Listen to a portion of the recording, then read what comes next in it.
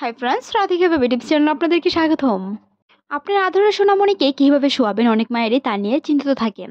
এই নিয়ে ছিল নবজাতকের মায়ের চিন্তার শেষই নেই একেবারে।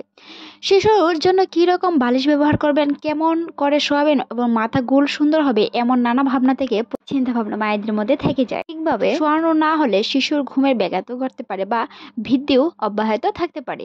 পশ্চিমা দেশগুলোতে সদ্য মায়ের শিশুরা মায়ের সঙ্গে একই বিছানায় ঘুমায় না, কিন্তু তবে এই নিয়ে বিভিন্ন গবেষণায় দেখা গিয়েছে, প্রমাণিতও হয়েছে বাচ্চারা মায়ের সঙ্গে একই বিছানায় ঘুমালেও কোনো ক্ষতি নেই। এটা আমাদের দেশে প্রায়ই হয়ে থাকে। মায়ের সংস্পর্শে ঘুমালে শিশুর শরীরে তাপমাত্রা নিয়ন্ত্রণে থাকে এবং সঙ্গে ঘুমানোর কারণে শরীরের তাপ কমে গেলেও সেটা বিপদের লক্ষণ নয়। মায়ের সঙ্গে একই বিছানায় ঘুমানোর ফলে বুকের দুধ খাওয়ানো সহজ হয়ে থাকে। তবে শিশুকে ঘুম পাড়ানোর সময় খেয়াল রাখতে হবে যে কোন খাতে বা কোন চিৎ করে শোয়ানো উচিত। শিশুর উরুর হয়ে ঘুমালে তার বুকে চাপ লাগতে পারে। এ ব্যাপারে মা বাবাকে খেয়াল রাখতে হবে, যাতে চিৎ বা খাত হয়ে শুয়ে দিতে হবে।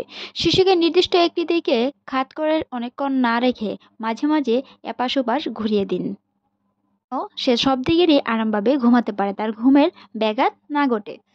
বলে রাখি, আমাদের চ্যানেল নতুন হয়ে থাকলে চ্যানেলটি সাবস্ক্রাইব করে পাশেই থাকুন। কমেন্টে আপনার গুরুত্বপূর্ণ মতামত এবং লাইক করতে ভুলবেন না।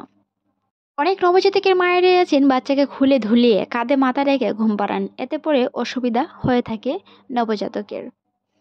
বাচ্চা খুলে ধুলকে কাঁধে মাথা রেখে ঘুমালে অভ্যস্ত হয়ে গেলে তাকে অন্যভাবে ঘুম পাড়ানো বা বিছানায় ঘুম পাড়ানো অনেকটাই কঠিন হয়ে যাবে। এক্ষেত্রে যতটুকু সম্ভব তাকে বিছানায় রেখে উপাস উপাস করে ঘুরিয়ে ঘুম পাড়ানোর অভ্যাস করুন। আপনার শিশুর জন্য অনেকটা ভালো বা আপনার দিক দিয়ে অনেক সুবিধার কারণ। শিশুদের জন্য সবচেয়ে ভালো হলো বালিশ ছাড়া আরামদায়ক বিছানায় শোয়ানো।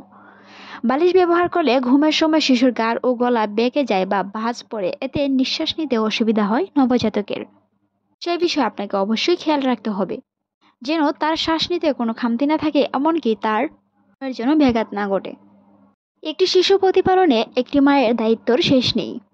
সেই সাথে শিশুকে বালিশে না শুয়ে কিংবা খুলে ধুল খাইয়ে না শোনায় অভ্যস্ত না করে বিছানায় শুয়ে অভ্যস্ত করুন। আপনার শারীরিক দিক দিয়ে যেমন ভালো হবে, তেমন কি শিশুরও ঘুমে ব্যাঘাত করবে না।